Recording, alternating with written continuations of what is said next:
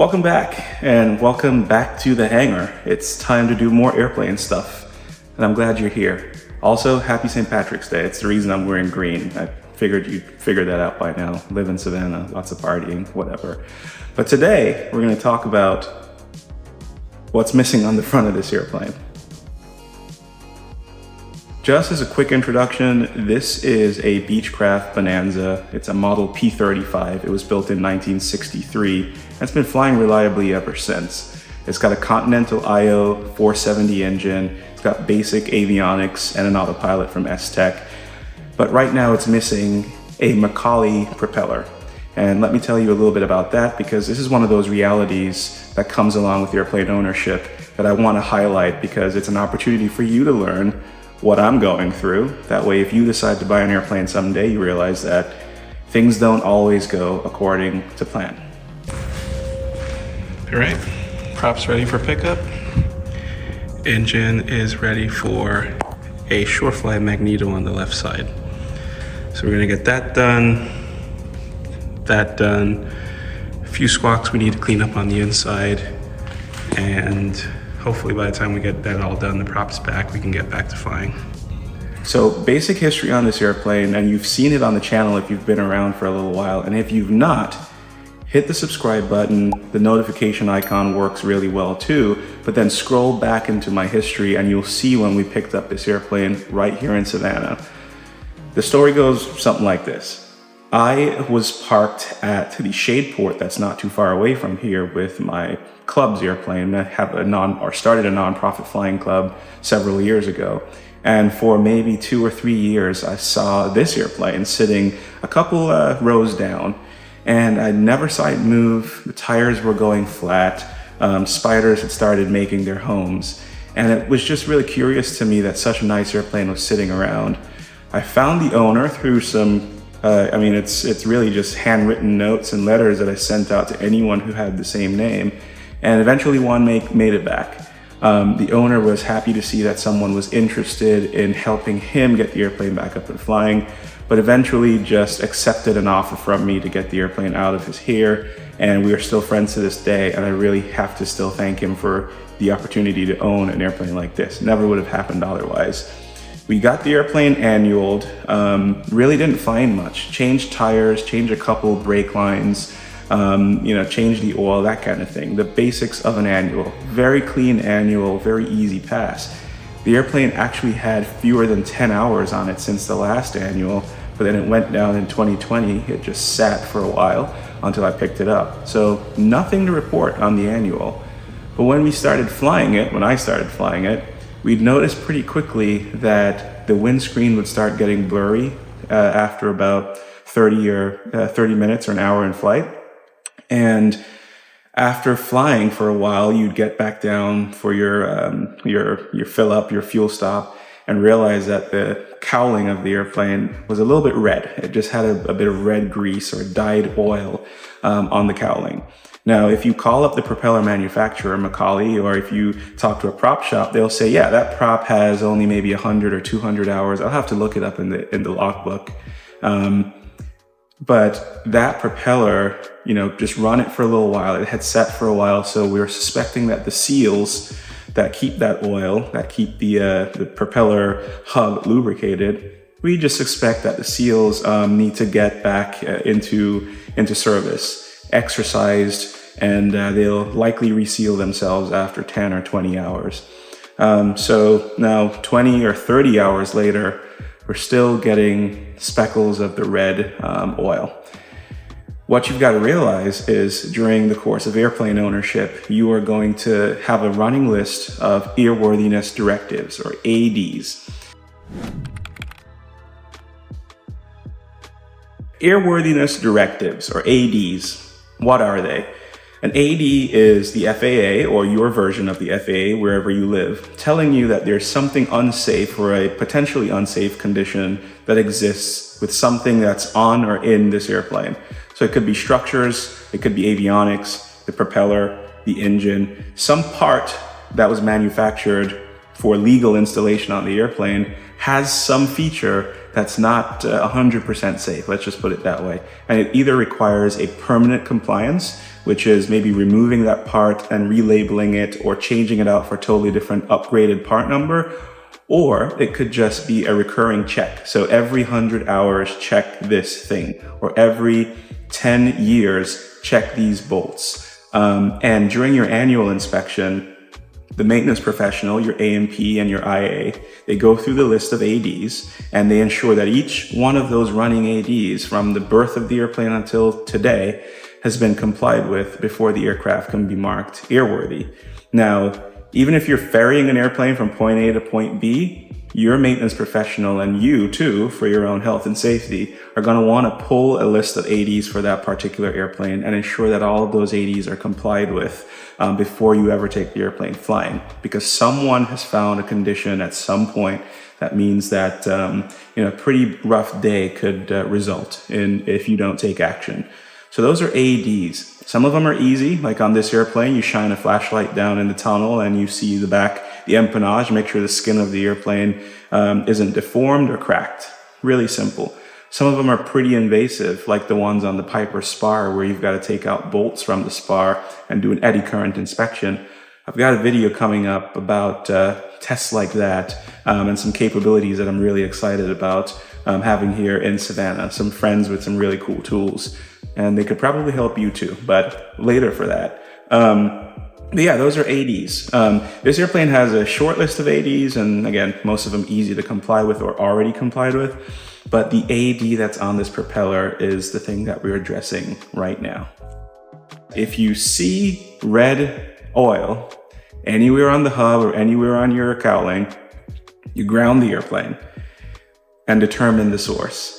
I had trusted my maintenance professionals to tell me that the source was probably a seal, but because we hadn't had an improvement, the other outcome of the AD was probably more at play. I won't say likely, but more at play. This particular AD dictates that when you see that oil, it could be from one of two things. Either your seals are bad, so I'm suspecting, or I imagine there are these rubber seals that hold the oil into the hub, or the hub has a crack. And by crack, I mean a defect, a dangerous crack that will grow and could result in blade separation. No matter how unlikely, it is a possibility. So the airplane's grounded. And what we've done is pulled the prop off, and we have sent it off to a company called Sense&Itch Propeller right here in Georgia, if you want to stay local. They actually sent a guy down in a truck, picked it up right here at the airport, drove it back to their factory for an inspection and resealing. So I'm really hoping that it's just a reseal, because then that's, maybe $2,000 that I'll come out of pocket. But on an otherwise incredibly reliable airplane, that's nothing. I'm still coming out ahead of this airplane by tens of thousands of dollars, just based on what I offered for it and how clean the annual was that first year. So the propeller's off, and we have nothing to do with the airplane except a few upgrades, and I'll walk you through those upgrades. Okay, so what other things are we gonna do while the propeller is gone? I'm gonna get this hangar cleaned up. I really have to do that. Now that we're done working on the diamond and such deep work that we were doing on that airplane, I really need to organize the hangar, get parts put back into bins, that kind of thing. So those are the joys of airplane ownership. If you were renting, you wouldn't have to worry about any of that, but I do. So yeah, the airplane's looking pretty good. Everything else is working really nicely on the airplane. She's such a fantastic cross-country platform. Step into my lair. Let's see if this is gonna work. This is gonna be a really bad shot. But behind me is a you've heard the spiel before. Here's the engine. Right, so cylinder 1 on the Continental is actually back here at the back. So 1, 3, 5. It goes 1, 2, 3, 4, 5, 6. 6 cylinders, 12 spark plugs. So, one on the top of each cylinder and then another one at the very bottom. You're already seeing me run new harnesses for these spark plugs. That's coming from a SureFly Magneto. That's right over there. Yeah, it's already roughed in. It's already basically timed. I'm gonna fine tune the timing when I get the prop back, which, yeah, for the for the audience, there should be a propeller right about there, but there is not. I.e. the reason you're watching this video. But yeah, I mean, while we're here, we can just talk about it really quickly.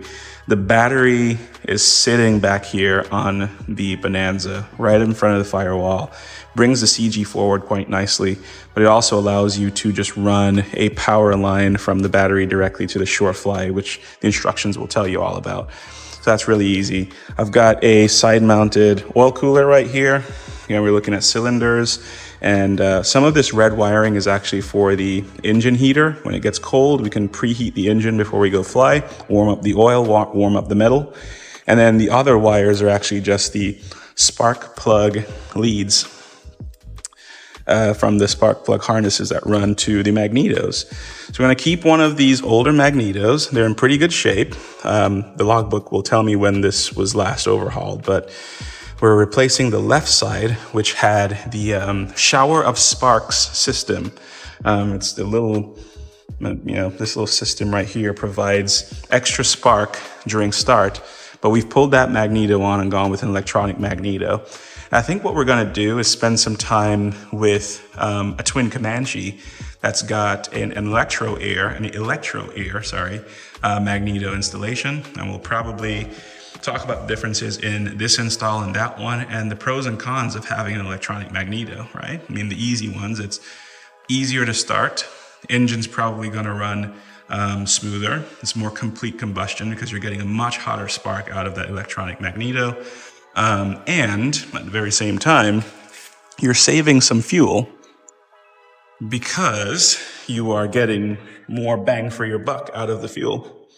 Right, so there's the SureFly. We've already run the new P-lead to the unit. And so that lead right there will ensure that, when we turn the key in the cabin, the magneto is either grounded or not. And that's how it operates. It's in there loosely so we can clock it for timing once we get going. The instructions are very clear about how to do that. But yeah, that's what you're looking at. Here's the other bank of cylinders, the even numbered cylinders, so 2, 4, and 6. Same setup, spark plugs in the top, spark plugs in the bottom.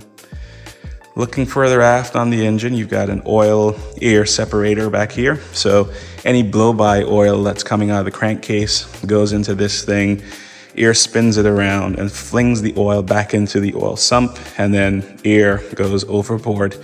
So you're not just dripping oil on the side of the airplane. The bottom of the airplane still is relatively clean. So yeah, that's what we're looking at. So we're gonna keep doing that while the prop is off. Now, it's actually pretty easy to pull the prop. And, I'm not a A&P, but you really don't need to be an A&P to do something like that. 6 nuts that come off the back, and you wiggle, wiggle, wiggle, and the prop just comes off. It's really that simple.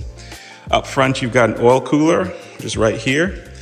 Funny enough, and I didn't know this until later on, but right here, this little thing right here is the oil temperature sensor for the JPI system. And it's on the oil cooler, and that oil cooler doesn't have oil running through it until the engine heats up. There's a little thermostat, it's called a Vernatherm, that opens up only when the engine oil is up to a certain temperature. So you'll be running the airplane and the oil temperature will register ambient temperature until that Vernatherm opens up and allows oil to flow through the cooler, and the temperature gets up to operating temps on that little sensor right there. So really interesting stuff, right? Let's see, what other cool things can we take a look at while we're here? I don't think I've ever noticed this, that the serial number is stamped right there on the airplane. That's pretty cool. But yeah, that's what we're looking at right now. I'm eventually going to paint the cowling here. go back in there with zinc chromate or zinc phosphate, and then install a baffling kit that a subscriber to the channel, Michael, has donated to me. So that was really, really nice. So that's going to upgrade the potential of the airplane. But again, you're looking at the SureFly Magneto over there. Harnesses are already being run. I've opened everything up just to give me really good access. And this is what we're looking at. Yeah, I'm just gonna post up here because, you know, again, like we talked about, this is my airplane, so I could just stand here if I want to. I can just stand right here all day. Also, if Hartzell wants to replace my propeller instead of Macaulay, I'd be up for it. You know how to find me.